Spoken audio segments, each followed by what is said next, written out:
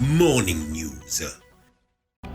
Le Parrainat invite les autorités à renoncer au projet des Assises nationales de la refondation. La demande est faite dans un communiqué publié ce mardi 12 octobre. Toujours au Mali, mort accidentelle d'un soldat français lors d'une opération de maintenance. L'annonce a été faite ce mercredi matin par le chef d'état-major des armées. Les grandes lignes du rapport du vérificateur général VBG, rapport remis hier au président de la transition malienne. Fidèles téléspectateurs du Morning, bienvenue dans ce journal. Dans un communiqué publié ce mardi 12 octobre 2021, le Parti pour la Renaissance nationale Parrainat a exhorté les autorités de la transition, je cite, à abandonner le projet des Assises nationales de la refondation et à se consacrer à l'essentiel, c'est-à-dire la restauration de l'égalité constitutionnelle et de lutte contre l'insécurité. Fin de citation. Selon ce communiqué, le parti du Bélier blanc de Tchèbilé Dramé fustige le caractère inopportun de ces assises nationales de la refondation de l'État prévues du 25 octobre au 21 novembre prochain. Des assises qui se tiendront à un moment où notre pays est confronté à des défis plus graves, notamment l'aggravation de l'insécurité, peut-on lire dans le communiqué. Toutefois, le Parrainat se dit favorable à la création de l'organe unique de gestion des élections avec des concertations élargies avec toutes les parties prenantes afin de trouver un consensus minimum pour la tenue d'élections crédibles. Toujours avec l'actualité en bref, un soldat français participant à l'opération Barkhane a perdu la vie au Mali. L'annonce a été faite ce mercredi matin à travers un communiqué du chef d'état-major des armées, le général d'armée Thierry Burkhard. Cette mort accidentelle du maréchal des logis Adrien Quélin est survenue alors qu'il effectuait une opération de maintenance sur un camion. Grièvement blessé par la bascule de la cabine de ce camion, il est décédé des suites de ses blessures. Le maréchal des logistes Adrien Quélin avait 29 ans et était mécanicien au sein du groupement tactique des airs Roc Noir de la force Barkhane. Les forces françaises de l'opération Barkhane ont débuté ce mardi 12 octobre la phase finale du transfert de la base de Kidal dans le nord du Mali vers la force des Nations Unies MINUSMA et de l'armée malienne. Adama Sanogo pour les détails. Ce retrait de la force Barkhane de Kidal intervient au moment où Bamako accuse la France d'abandon en plein vol du Mali face au groupe djihadiste et une future collaboration des autorités maliennes avec le groupe russe Wagner. Dans le processus de l'adaptation du dispositif militaire français dans la bande sahélo-saharienne décidée en juillet 2021, l'emprise française de Kidal à la MINUSMA a débuté en coordination avec les forces armées maliennes. Cette emprise se situe au sein du camp de la MINUSMA à Kidal, ville où les forces armées maliennes disposent désormais d'un bataillon d'infanterie motorisée issu de l'armée reconstituée. Un convoi logistique a donc quitté Kidal ce mardi matin. Toutefois, un détachement de la force Barkhane reste sur place. À cet effet, 1300 militaires de la MINUSMA et plus de 400 soldats maliens sont aujourd'hui déployés à Kidal où ils assurent des missions de protection et de sécurisation. Cette première étape dans l'adaptation du dispositif militaire français dans la bande sahélo-saharienne se déroule dans de très bonnes conditions de dialogue et de coordination avec nos partenaires de la MINUSMA et des FAMA, a indiqué le porte-parole de l'état-major français, le colonel Pascal Iani. Le transfert vers la MINUSMA et les forces armées maliennes sera définitif d'ici une dizaine de jours, a ajouté le porte-parole en insistant sur l'étroite collaboration avec les autorités et l'armée du Mali. Pour rappel, en juin dernier, la France a décidé de réorganiser son dispositif militaire au Sahel, en quittant notamment les bases au nord du Mali, Kidal, Tombouctou et Tessalit, et en prévoyant de réduire ses effectifs dans la région d'ici 2023 à 2500 ou 3000 hommes contre plus de 5000 aujourd'hui. Nous en parlions à l'entame de cette édition. Le rapport 2020 du vérificateur général a été remis ce mardi au président de la transition. Un rapport qui concerne les vérifications financières ou des conformités, les vérifications de performance, l'évaluation de politiques publiques. Dans ce rapport, des ambassades du Mali et les entreprises publiques comme l'EDM, Nsukala ont été épinglées. Aruna Salia Kone revient sur les grandes lignes de ce rapport. 22 missions de vérification et d'évaluation des politiques publiques réalisées en 2020. C'est ce qui constitue la synthèse de ce rapport annuel du Bureau du vérificateur général. Les rapports révèlent d'énormes insuffisances non seulement dans les systèmes de contrôle interne et la gouvernance des entités vérifiées, mais aussi dans les opérations d'exécution des recettes et des dépenses publiques. Ces insuffisances sont essentiellement le non-respect des règles et procédures instituées par la réglementation en vigueur. L'EDM-SA a été épinglé. Des faiblesses de performance ont été révélées dans sa gouvernance. Plus spécifiquement, en ce qui concerne le rôle et les responsabilités des acteurs ainsi que dans la mise en œuvre des activités de gestion administrative et celles de production et de commercialisation d'électricité. La société n'arrive pas, selon le rapport, à maîtriser ses coûts d'achat et de production d'énergie. En 2018, plus de 72% des quantités d'énergie étaient achetées auprès des fournisseurs pour un coût d'achat du kilowattheure valant en moyenne 2 fois le prix de cession aux clients.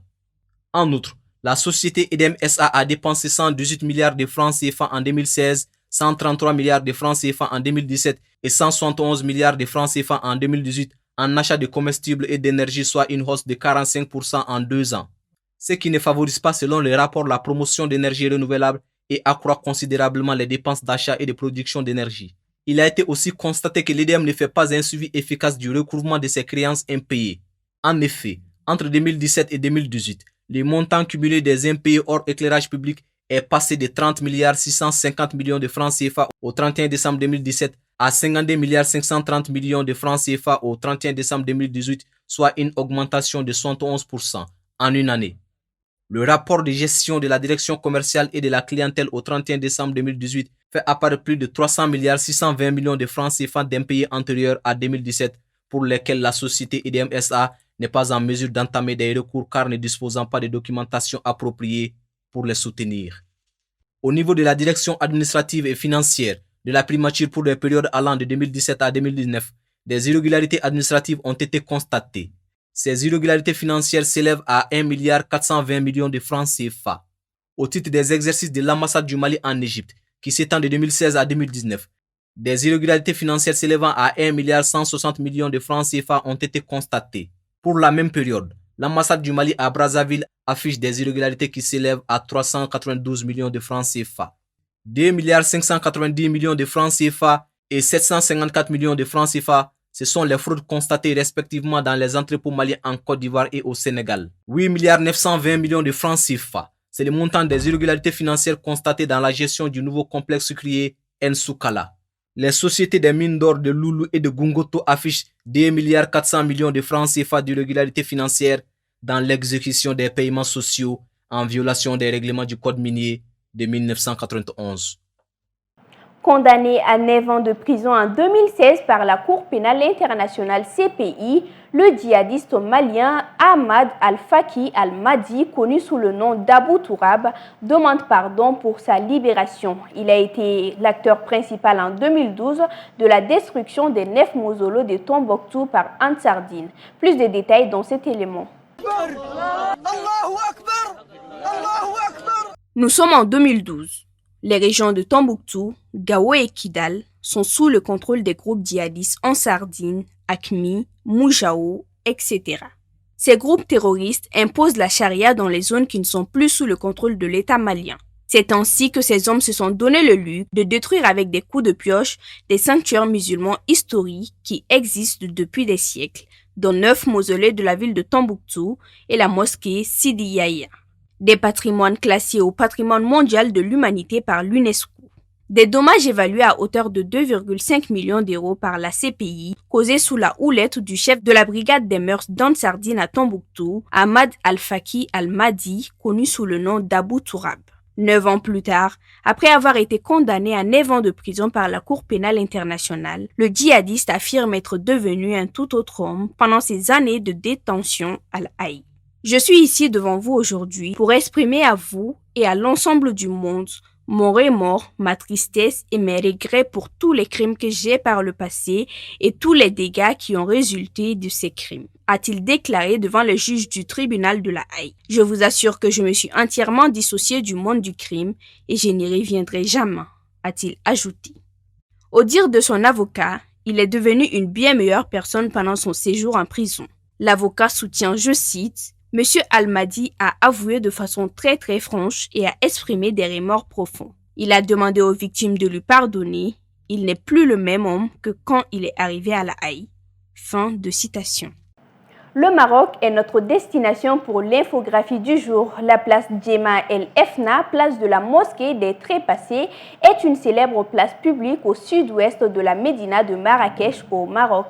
Ce haut lieu traditionnel, populaire et animé, notamment la nuit, attire plus d'1 million de visiteurs chaque année. Djema El Efna incarne la diversité de l'identité marocaine à raison de la présence de représentants des différentes cultures qui constituent le Maroc, arabe, berbère, niaoua. Au XIIe siècle, cette place publique était un lieu de justice où les peines étaient publiquement appliquées. Dès la seconde moitié du XVIe siècle, les activités et fonctions de la place ont évolué. Pendant des siècles, elle s'est animée et s'est inscrite dans la culture du Maroc puisqu'elle est qualifiée de lieu de spectacle au XVIIe siècle. Dès le XXe siècle, de nombreux bâtiments sont construits et la place commence à prendre l'aspect de la modernisation. Véritable cours des miracles aux portes des souks de Marrakech, proche de la mosquée Koutoubia et du palais royal, cette place est une des principales attractions traditionnelles et historiques du tourisme au Maroc. Elle est animée d'une importante vie populaire de la fin de l'après-midi jusqu'à l'appel à la prière à l'aube.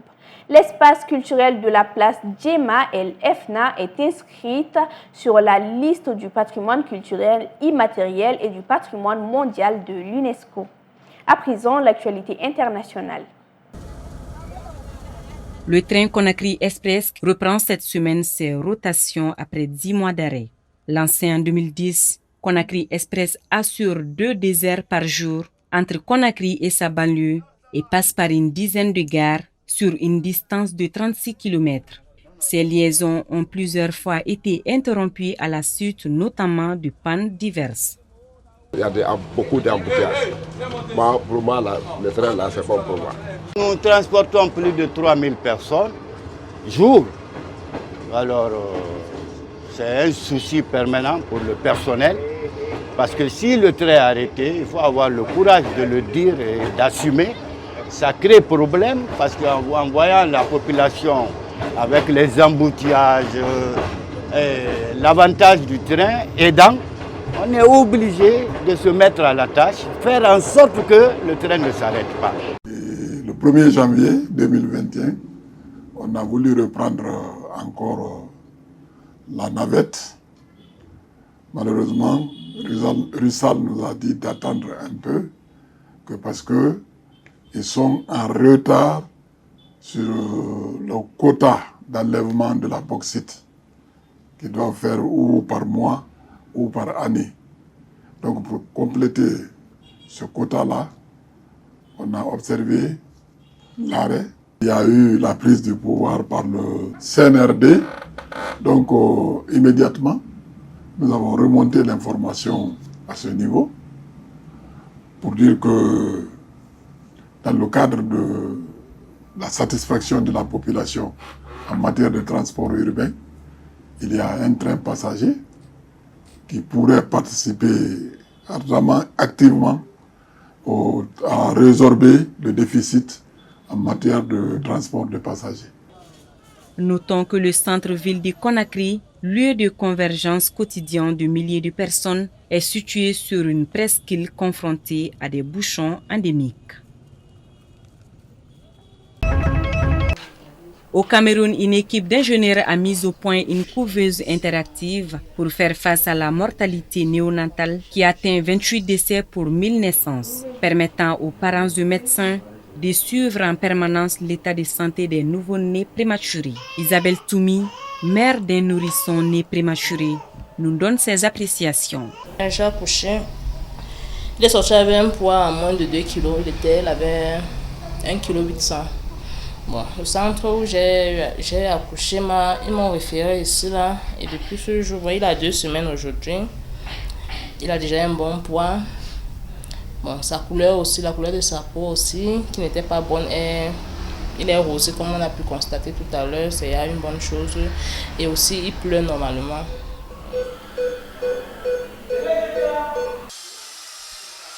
L'hôpital régional de Bafoussam essaie depuis plusieurs années la méthode dite kangourou. Cette pratique développée par des pédiatres de Colombie à la fin des années 1970 consiste à mettre le bébé peau contre peau avec sa maman, plus rarement son papa, afin de créer des conditions idéales de température. À Nairobi, des Kenyans réagissent à l'annonce de la décision de la Cour internationale de justice d'accorder à la Somalie le contrôle de la majeure partie d'une portion de l'océan Indien riche en pétrole et en gaz, après une bataille juridique avec la Somalie. Nous ne sommes pas vraiment satisfaits en tant que Kenyans parce que notre territoire nous a été enlevé, déclare l'un d'eux. Nous ne sommes pas vraiment contents en tant que Kenyans parce que notre territoire nous a été enlevé. Donc notre gouvernement est très ferme. Nous allons défendre notre frontière. N'oubliez pas que le Kenya est un État souverain et qu'il a le mandat, malgré la décision de la CIJ, de défendre ses frontières. Avec le gouvernement somalien, ce conflit a commencé il y a longtemps. Pour la première fois en un an et demi, depuis les restrictions liées à la pandémie du Covid-19, les fans de foot en Afrique du Sud ont pu retrouver un stade pour un match réservé aux vaccinés. Ils promettaient que pour les personnes vaccinées, les billets étaient gratuits. Mais nous sommes ici depuis ce matin, ils ne vendent que pour 2000 personnes. En ligne, c'est épuisé. Ce ne sera pas un jeu équitable. Vous savez, sans les fans. Seuls les gens de la région sont à l'intérieur. Notre équipe, ils vont jouer sans supporters. Ce qui n'est pas juste. Ils promettaient que pour les personnes vaccinées, les billets sont gratuits. Mais nous sommes là depuis ce matin. Ils se vendent pour seulement 2000 personnes. En ligne, sold out. Ce n'est pas juste. Ça ne va pas être un match équitable, tu sais, sans supporters. Seuls les locaux sont à l'intérieur. Notre équipe, ils vont jouer sans supporters. Ce qui veut dire que ce n'est pas juste. Tous les événements sportifs en Afrique du Sud ont été annulés en mars 2020. Les matchs ont été repris au bout de 5 mois, mais les diplômes sont restés vides pour éviter tout risque de transmission du virus. L'Afrique du Sud est déposé le pays du continent le plus demeurant touché par le Covid-19, après plus de 2,9 millions de cas et 98 300 décès. Nombreuses sont les femmes qui utilisent les méthodes contraceptives sans connaître les effets secondaires de ces médicaments. Ces méthodes ont-elles un impact sur la santé? Élément de réponse dans ce reportage signé Fanta Diarra et Bakoro Banyari. Grossesse non désirée, mettre une distance entre les enfants, tel est le rôle des méthodes contraceptives. Femmes et filles peuvent l'utiliser. C'est défini comme étant un ensemble de moyens qui concourent au contrôle de la naissance selon l'OMS. Donc, de ce fait, il y a plusieurs méthodes de contraception. Il y a les méthodes de contraception qu'on peut utiliser d'ordre hormonal et d'ordre mécanique. Et dans les contraceptions d'ordre hormonal, on en a plusieurs types. Des types à base de progestatifs purs et des types combinés oestrogène plus progestatifs.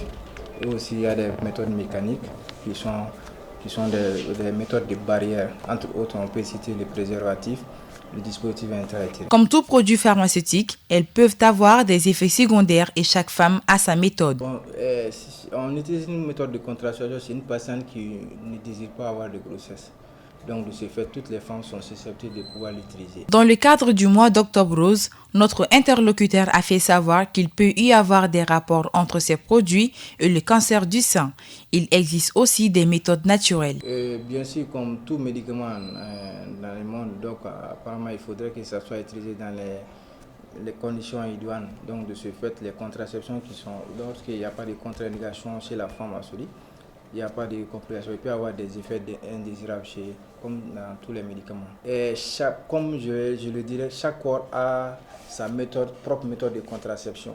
Il y a une méthode peut-être hormonale qui peut être utilisée chez quelqu'un, mais par contre peut-être c'est une autre méthode mécanique pour d'autres. Donc ça dépend des contre-indications, parce qu'il y a des contre-indications aussi. Donc ça dépend des contre-indications. Il y a certains cancers du sein qui sont hormonodépendants.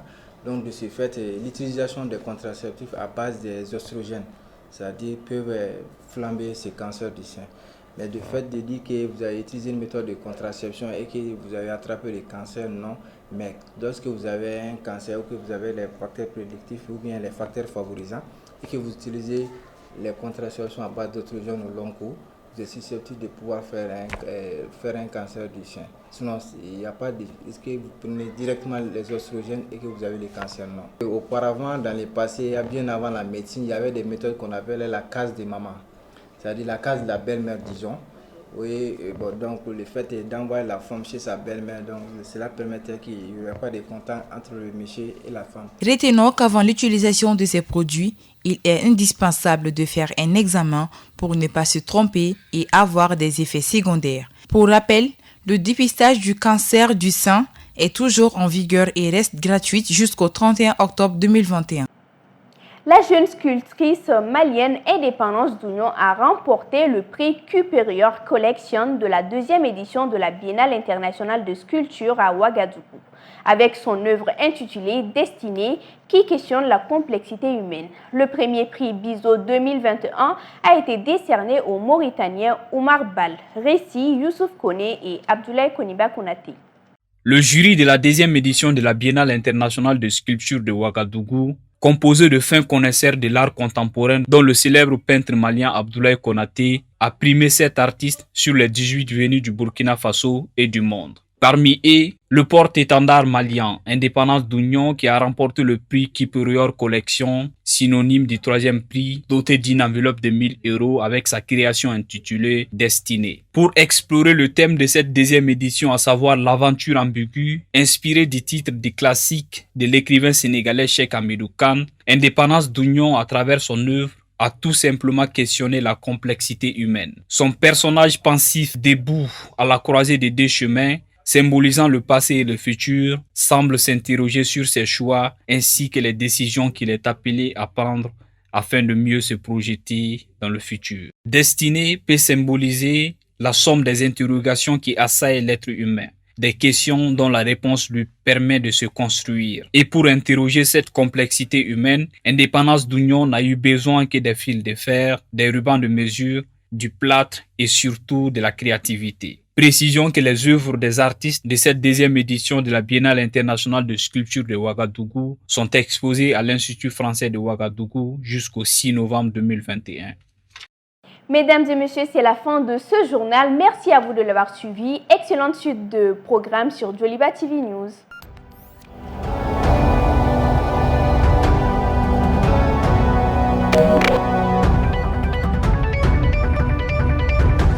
Joliba Morning News.